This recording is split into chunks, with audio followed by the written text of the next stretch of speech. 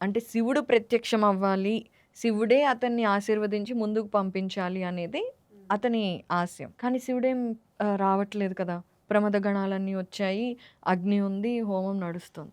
ఇక ఏం చేయాలో అర్థం కాలేదు. అశ్వత్థామ ఏం చేస్తాడంటే వెంటనే లేచి ఆ అగ్నిలో తన దగ్గర మిగిలి ఉన్న అస్త్రాలు అవన్నీ వేసేసి పెద్ద మంట చేస్తాడు. మంట చేసి అందులోకి దూకేస్తాడు.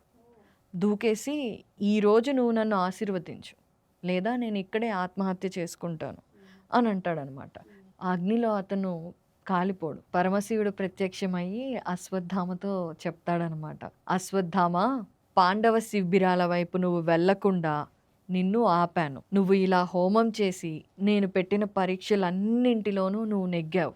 కాబట్టి నిన్ను వెళ్ళనిస్తాను. నువ్వు ఈరోజు నువ్వు అనుకున్న కోరికను నెరవేర్చుకుంటావు" అని చెప్పి ఒక పెద్ద ఖడ్గం అశ్వత్థామకి ప్రసాదిస్తాడు.